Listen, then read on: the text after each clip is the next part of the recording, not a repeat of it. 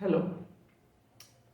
Right now, I am going to talk about the Troubadours and specifically Arnaut Daniel's poem Le ferm, voler, calcor mentra, which is perhaps best described as a song, not a poem. And you are going to listen to it. And if at any point in this lecture you feel bored, just remember you asked for this. So, the Troubadours. Who are the Troubadours?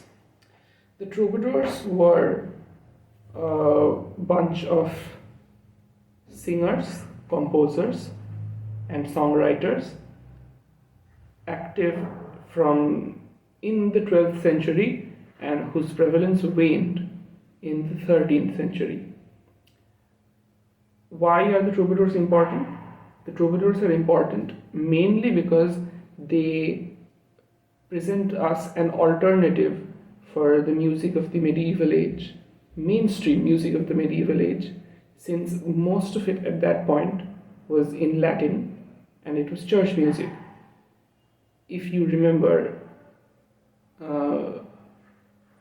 Leonin and Perotin, who were active in Paris during this time in the 12th century, they are pretty much the most important composers of this era. They introduced polyphony to Western music, basically. But they composed in Latin and they composed for the church. The Troubadours did not. They were writing in their mother tongue, a fact that Dante would later point out. So, the Troubadours were writing in their mother tongue, but what is this mother tongue? They were active in the south of France in a region that is called Provence, which is why you often hear of Provence and Pound and such books. But the Troubadours did not originate in Provence. The first Troubadours actually come from two regions called Poitou and Gascony.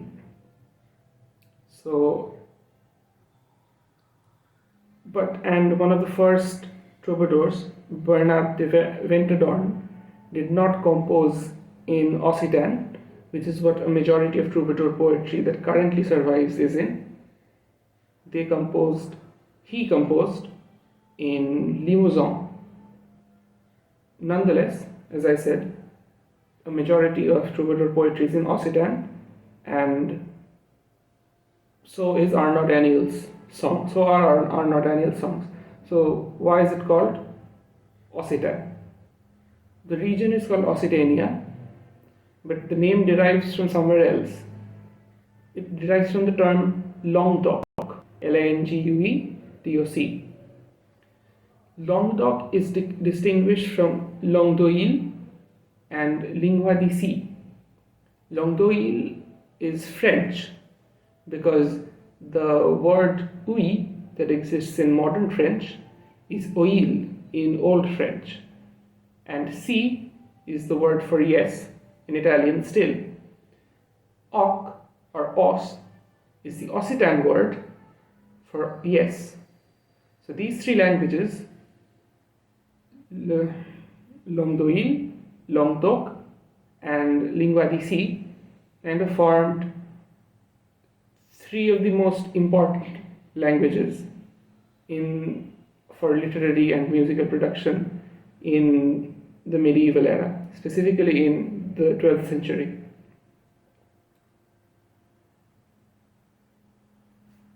So, what else do we have to cover in the Troubadours? Right.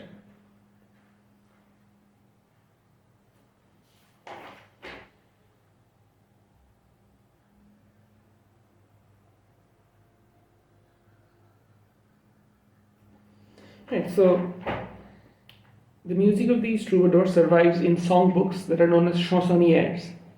But these chansonnières are not contemporary with the troubadours themselves. They generally come around 100 years later, at least.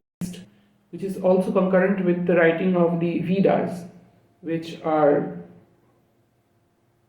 the lives of troubadours, but they don't generally get much scholarly attention because, like many other lives written about other people in the Middle Ages, a lot of it is just made up. So the Latin word troubadour, the word troubadour comes from the Latin origin trovare, which means to invent. And the question of invention in troubadour music comes from the kind of community that they existed in, which is a highly interconnected one, as is seen through contrafacta. Contrafacta are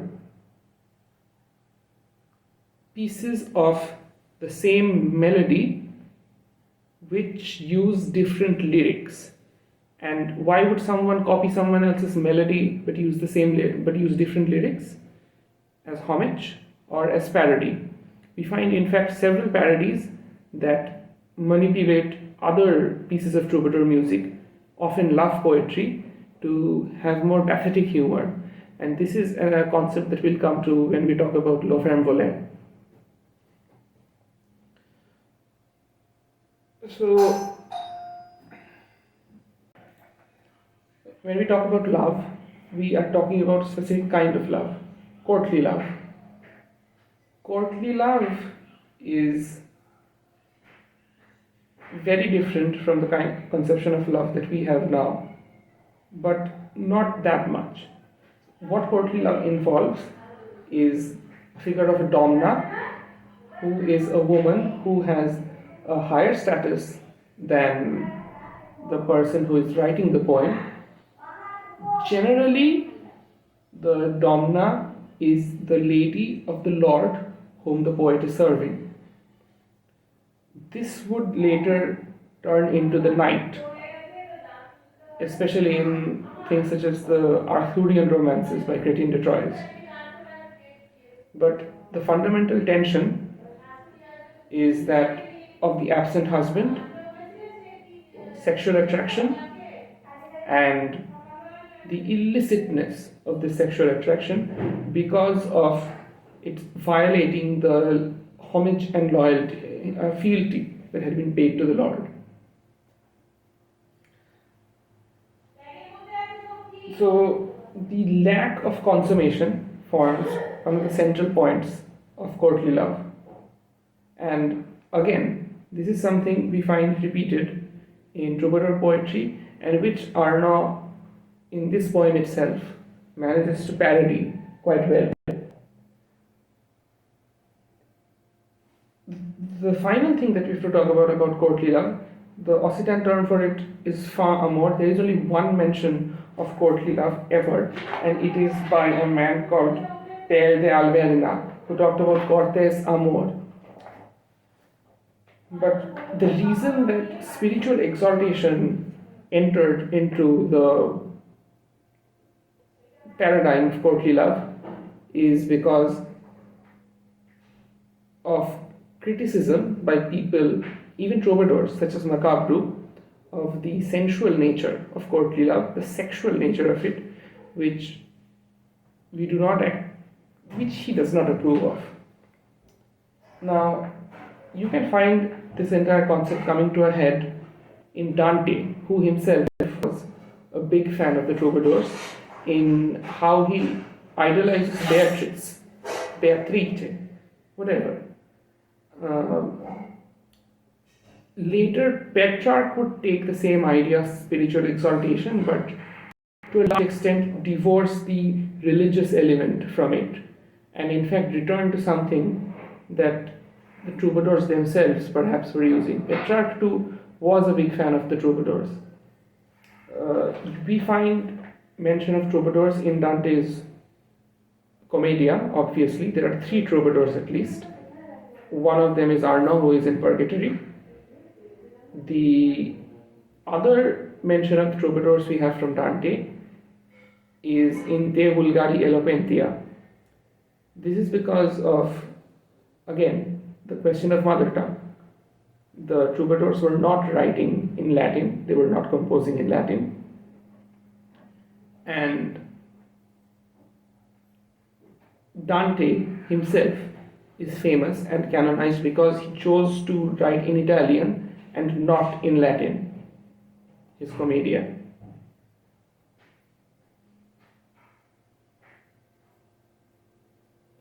So I think that covers our discussion of courtly love. Let us move on to the tropes of troubadour poetry. Much of troubadour love poetry, which are known as the cançons, and which Ezra Pound translated as the canzones, begins with an evocation of nature, which is similar to the stuff that you find in perhaps Indian classical music. There are several ragas that necessitate the beginning of a song with an evocation of nature.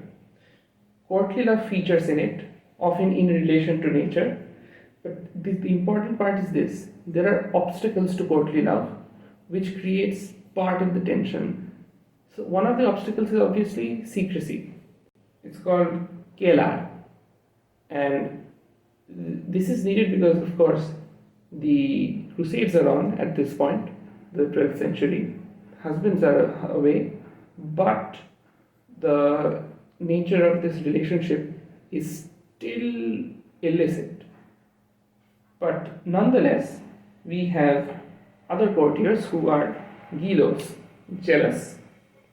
We have lozengiers, slanderers, a figure that we find again in Arnaut's poetry. Gardadours, again a figure that we find in Arnaut's poetry, in ferm, voler itself, in the figure of the uncle. And finally, the senhal, the pseudonym. The senhal stands for many things that the troubadour poetry uses, including but not limited to pseudonyms and metaphors, and also double meaning words. All of these things Arnaut uses in order to both use, fall in with, and subvert the tropes of troubadour poetry. And what Arnaut perhaps exemplifies best is this conflict between the secular and the religious, because of this spiritual element that constantly has to be evoked in order to give some kind of moral justification for the courtly love poem. Arnaut tries to parody that by having double meaning words that constantly refer to the act of sex. This is perhaps why Dante put him in purgatory along with other people who were guilty of lust. And again, even when Dante talks about Arnaut in De Vulgari Eloquentia, he does not talk about this particular sestina, Lo Femme Voler, even though he himself actually does some of the most famous sestinas in the Italian language, inspired directly by Arnaut.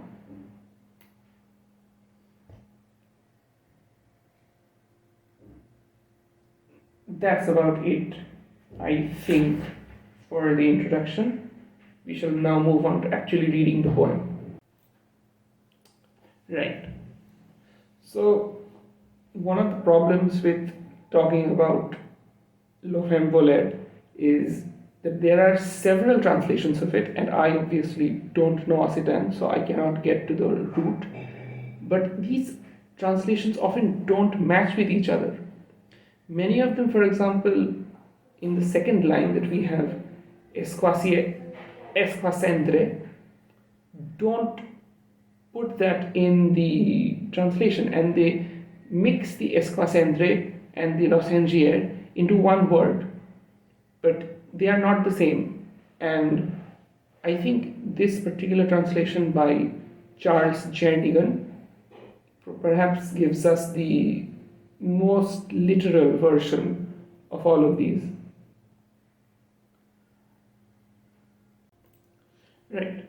So when we talk about the poem, the first thing that we have to mention is that it's in a sestina. It is in fact the first recorded sestina in any language at all.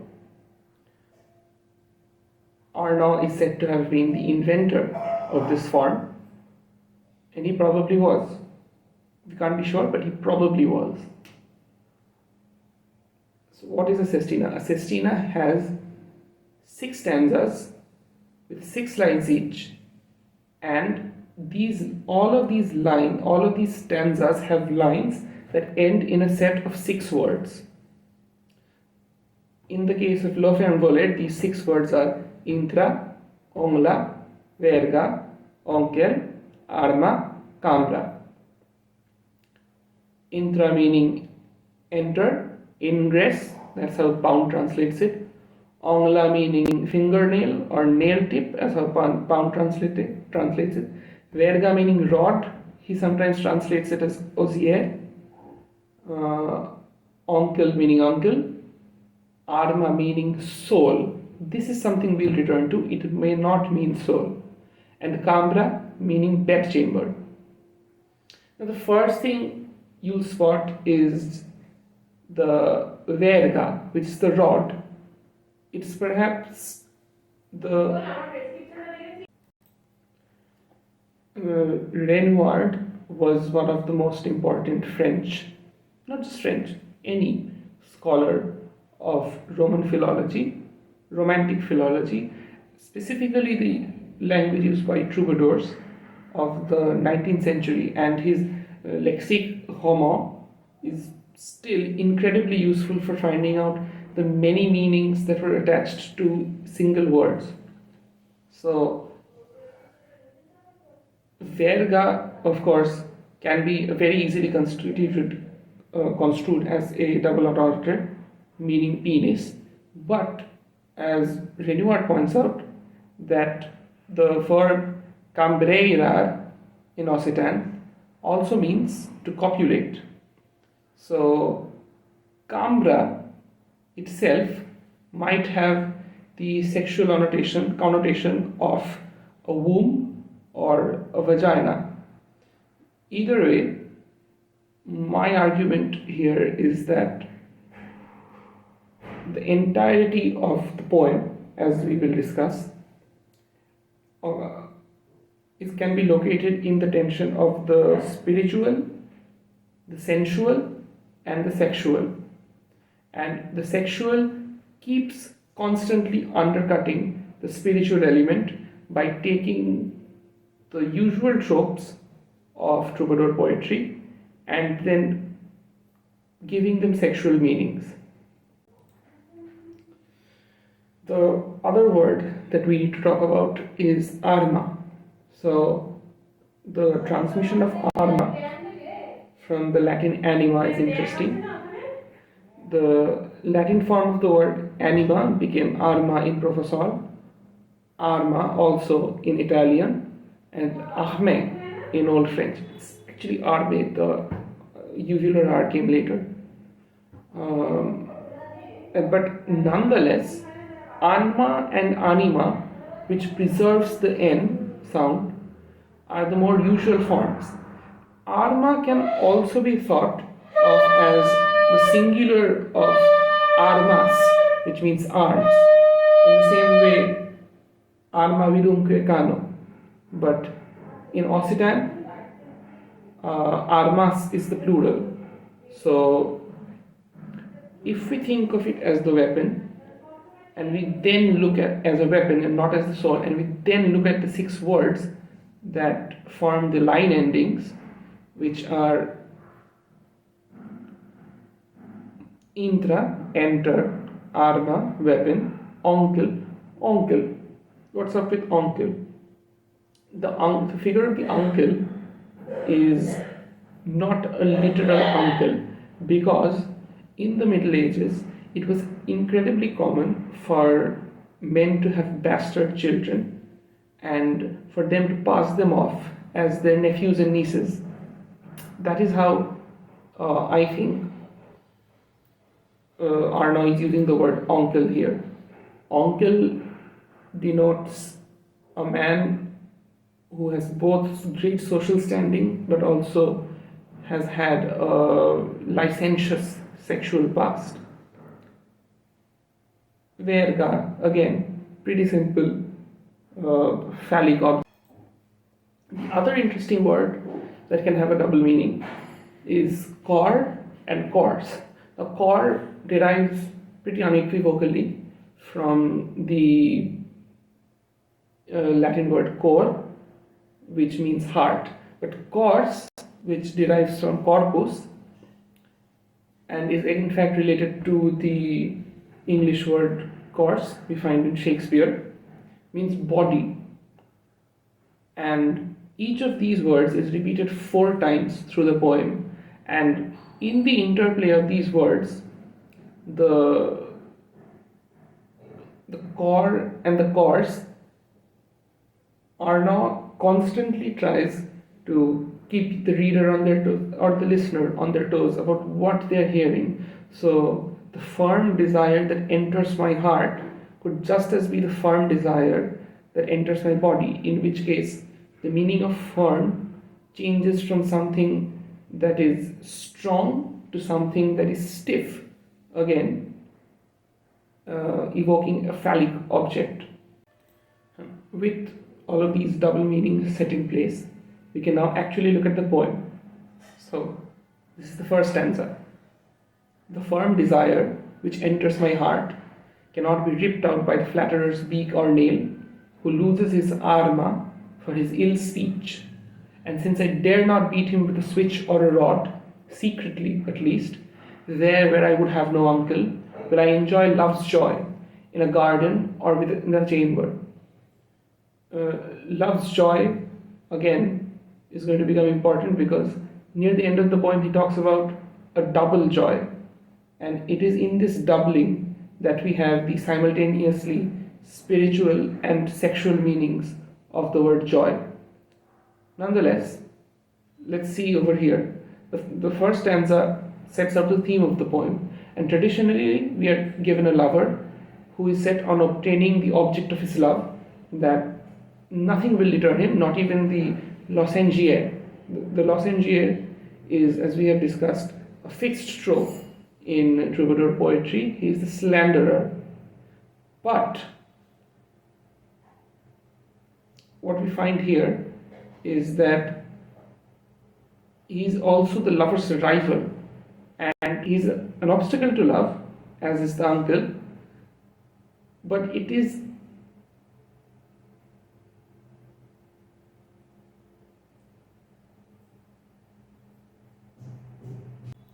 important to note here that the coupling of bex and ongla, tooth and nail, is not unusual, but bec has a disreputable past, as we can see in the sexual sirvente, Poahemon and Trukmalek, Raymons and Truxmaleks, in which the beak, the bec, becomes an object of sexual prowess that must be used to attack the horn, which is a lady's anus.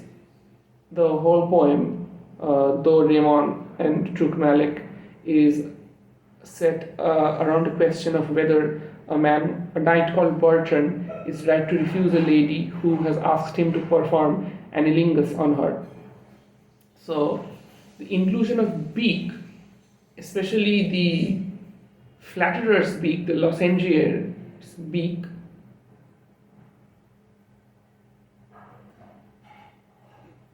it again brings up a question of sexual prowess and whether the firm desire that enters his heart is being set against the flatterer's beak, specifically because both of them are phallic objects. They are, my penis is better than your penis. That's what he's saying. And so in this context, we see that he loses his arma, his weapon, because of his ill speech, which is to say that Arnaut is cursing him to have erectile dysfunction. Again, he dare not beat him with a switch or a rod, because the switch or a rod is of course his own penis, and again, this would become a homosexual act. Secretly, at least, there where I would have no uncle, will I enjoy love's joy in a garden or within a chamber. The uncle, as I have said, recalls both the licentious past but also the garbalos, the figure of the guard. And from the guard we come to the garden, the vergier. Now, the verga and the vergier are obviously related, but the garden is kind of a common fixture in troubadour poetry and in the traditions of courtly love. If you remember the Romance of the Rose, that is famously set in the middle of a garden. Boccaccio's collection of short stories, the Decameron, that happens, is the frame story of that is set in multiple gardens. And in the figure of the garden, again, we have the Hortus Conclusus, which is a Christian spiritual trope of the Garden of Eden. And then again, we have this earthly garden, both united and kind of juxtaposed within one word in the context of spiritual and sexual poetry. Let's move on to the next stanza. Whenever I think of the chamber, where to my harm I know that no man enters, yet all are to me more than a brother or uncle. I have no member which does not tremble, down to my nail, just like the child before the rod. Such fear have I that my arma is too much for her. So here, again, the meaning centers around his lady's chamber, and he knows that no man enters this chamber to his harm. Therefore, we must assume that no one enters it at all. And yet any man who enters there would of course be worse for him than a brother or an uncle. You have to keep it by the body interpretation of uncle over here. Whenever he thinks of his lady's sexual parts, he trembles, appropriately down to his ongla, the nail tip. The nail tip is again a phallic object, and we'll come to this later when he talks about being united through the nail tip with this woman. And he compares himself to a child standing before the rod. Again, the invocation of the rod. We would expect that he trembles with anticipation because he's thinking of entering his lady's kamra, but no, he does not. Why? Because he fears that his arma, his soul, or his weapon is too much for her. Here again, the soul and the weapon, the phallic object, being united in the single word means that you can interpret this as both an eulogization of his own great soul or of his own great penis, saying my penis is too big for her and I'm really afraid of that. The third stanza. Let my body be for her, not my arma, and she would allow me secretly within her chamber. For it would break my heart more than the blows of the rod, that there where she is, her slave cannot enter. All the time would I be with her like the flesh and nail, and I will hear no chastising of friend nor of uncle. So here Arnaut fears that his penis was too much for this lady, and now in line 13, with complete abandon, he cries out, let my body be too much for her, but not my arma.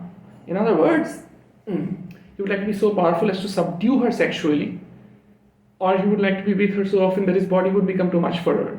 Yet, he would be satisfactory as long as his lady never grows tired of his penis. Not my arma. And thus she would admit me secretly to her chamber. The irony of the following statements, that it breaks his heart more than the blows of the rod, since where she is her slave cannot enter, is in the fact that he, of course, is her slave in the first place, because he is her husband's servant. And this prepares the way for the dream wish of the next line, that he would be with her forever as the flesh and nail. And the last line is pretty simple. He will not listen to the uncle, especially after the fact that the uncle himself used to be a philanderer back in his time. And it is, of course, that either he or the woman, his beloved, is a product of this philandering that complicates this. Even the sister of my uncle I did not love more or even as much by this Arma. And as close as the finger is to the nail, if it pleases her, would I be to her chamber. For the love which enters my heart can do with me more at his will than a strong man can do with a feeble rod. So the first couple of lines, that he did not love his mother as much, and he swears this by his Arma, again presents us with this kind of comic situation where the Arma functioning as the soul presents us with a normal meaning of the sentence, but the Arma functioning as a weapon, as a penis, creates a comic meaning, because why would he swear that he did not love his mother by his penis? And again, the rest of the stanza only makes sense if we interpret Arma as penis and chamber as a vagina, because of the last couple of lines.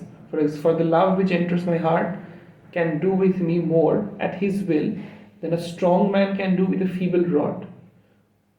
All this would mean, in a non-sexual interpretation, is that love makes him stronger than a strong man with a feeble stick. But that can't be it, right? It means that the strength of his love is so strong that his sexual prowess is more than any strong man's is with erectile dysfunction. This feeble rod might itself be the rod of the flatterer or the lozengier. People or other courtiers or courtiers. Let's move on to the fifth stanza. Since the dry-dot flowered, and from Adam descended nephews and uncles, such true love as that which enters my heart was not, I think, in a body nor even in an Arma. Wherever she is, out in the plaza or in her chamber, my body is not apart from her by so much as the length of a nail. There are two things to note in this stanza. The first is, let's ignore the first two lines and focus on the third line onwards. Such a true love as that which enters my heart was not, I think, in a body nor even in an Arma. The heart and the body are a pun, as I have mentioned, cors. So what he's saying here, coupled with the first two lines, is Adam, who was the first man who had the privilege of having sex, from whom there flowered all nephews and uncles. Since that time, since there has been sex, there has never been desire as strong as this. And of course, the dry-dot flowering is both the evocation of the nature trope that we had talked about, as was the beak and the bow that he mentions in the first stanza onwards, and the garden. And it is a perversion of this nature trope to also have phallic meaning. My body is not apart from her by so much as the length of a nail. So if we consider the nail again as a phallic symbol, that would mean that this nail here again implies that he does not wish to be doing anything with her other than sex, wherever she is, out in the plaza or in her chamber. The final stanza, My body is just as rooted and enfinger-nailed in her as the bark on the rod, for she is my tower, palace, and chamber of joy. And I do not love brother, parent, nor uncle so much, and my Arma will have double joy, of her in paradise, if ever a man enters there for loving well. So I think it's becoming more and more abundantly clear how this line can be interpreted sexually. My body is just as rooted and enfingernailed. Enfingernailed is senongla, which is a verb that Arnaut coins over here in her as the bark on the rod. So the body is in her through the fingernail, enongla, which again is the phallic object, and he's as close to her as a bark is on a branch. The rod is the branch. Tower and chamber of joy. Again, we have the same juxtaposition of the phallic and the ionic object. Joie itself had at least two meanings in Provençal, and the next line is again similar, a joke similar to the one about not loving the sister of his uncle as much as he loves her. Because obviously I do not love brother, parent, nor uncle so much. He does not love men as much. He loves this lady. And my Arma will have double joy of her in paradise.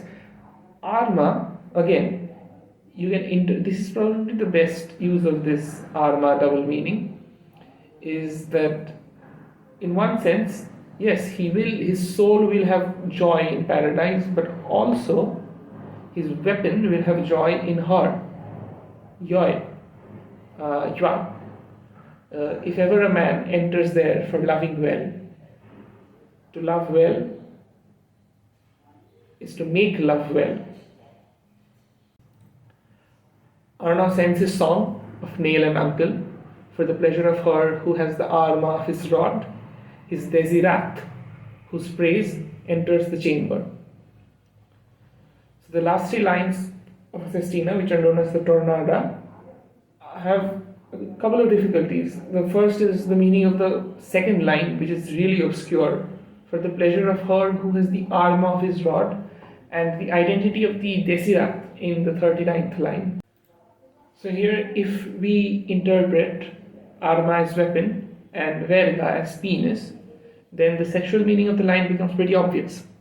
For in the lover's mind, the lady does possess his Arma verga, for the pleasure of her who has the weapon of his desirat in this case would be his desired one. It becomes kind of the appositive of verga, and it's again a use of the senhal, the metaphor, the pseudonym, the desired one whose praise enters the chamber. So Dante in De Vulgari Eloquentia did not choose lo ferm voler as an example of the poet whom he called the greatest lyricist of love poetry in the book itself, and also the better il miglior fabbro del parlar materna, the better craftsman of the mother tongue, which is something that Eliot called Pound in his epigraph to the Wasteland, perhaps praising Pound's technical skill, which is why he had Pound edit the Wasteland. Thank God. Pound himself also in a later volume had wrote an epigraph to Eliot in which he called him Arnaut. So Arnaut kind of turns into this kind of literary currency for exchanging praises between modernists. But Dante did not refer to the lo ferm voler in De Vulgari Eloquentia, even though he himself wrote sestinas, some of the best sestinas in the Italian language. And why would he not mention it? One of the reasons that Dante puts Arnaut among the peoples who have sinned by committing through lust in Canto 26 of Purgatory is possibly his Do Raymond and Truth Mallet song, but that song was not quite as popular or as well known as Le Ferm Voler when Dante was writing. It is entirely possible that Dante truly understood the sexual meaning of this poem and intentionally avoided it, talking about it, that is. Uh, Ezra Pound's and the Modernists' encounter with Arnaut Daniel occurred because from around 1869, American universities started having dedicated courses in literature on Provençal languages, including Occitan, which Pound knew by the time he had graduated from Hamilton. Uh, Pound was incredibly fascinated by Daniel. In The Spirit of Romance, Pound called him one of the best, probably the best poet in any European language. And he had also compiled a set of translations of Arnaut's poetry, which he went around to from publisher to publisher, trying to get them to print it, but it ended up not working. Later in 1917, in a volume called Poems and Translations, which had uh, original work by Pound as well as translations, he did publish his translation of Le Ferm Voler, but I suspect that this was an old translation, perhaps from the time when he was going around from pillar to post trying to get it published, because if you look at his translation of the Canzoni in the 1911 series of translations in the Modernist journal called The New Age, in a section that Pound had titled "I Gather the Limbs of Osiris." "I Gather the Limbs of Osiris" is, of course, his own reconstruction of the mythology of past poets, right? Modernists, in spite of trying to make everything new, were incredibly influenced and worried about the past, which is why Tradition and Individual Talent by Eliot, for example, talks about this matrix of canonical works, all that kind of shift and move with each other as a new work is added to the canon. Arnaut was one of the people whom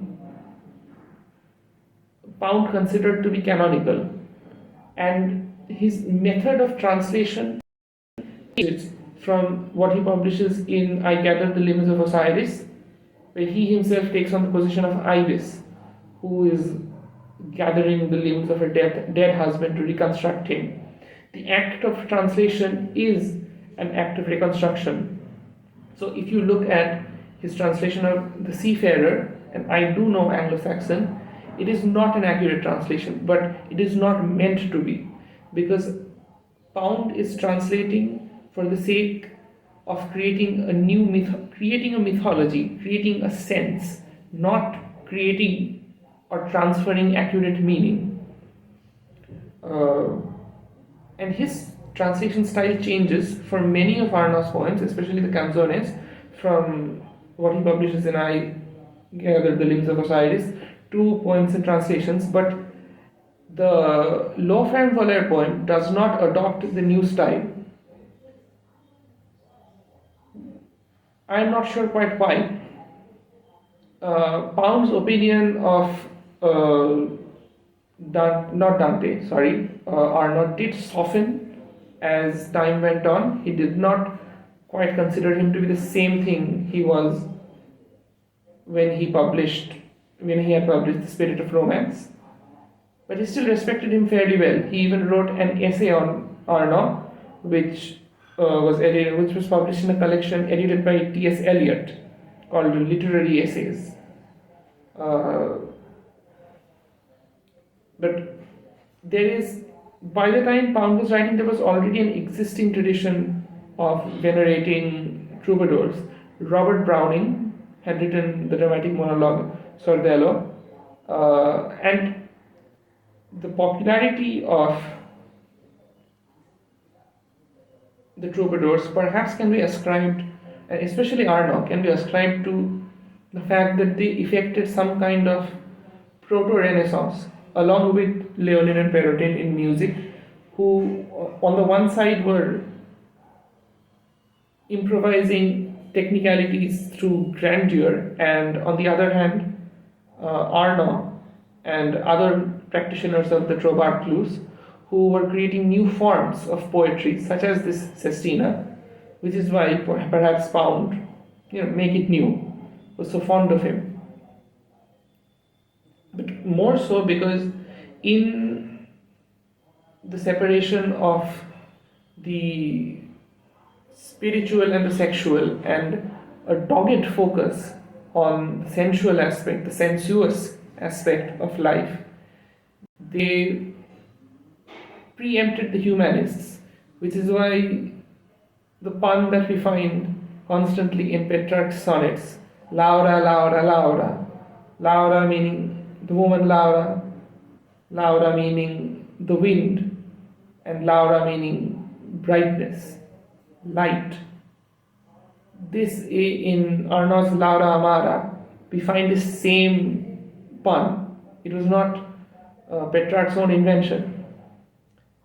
So, le ferm voler is perhaps in its unity of the sexual and the spiritual, and its constant attempt at humor, a kind of an epitome of this proto-humanist, proto-Renaissance tradition that directly flowed through Petrarch into what we understand as the Italian Renaissance. That's it. Thank you for your time.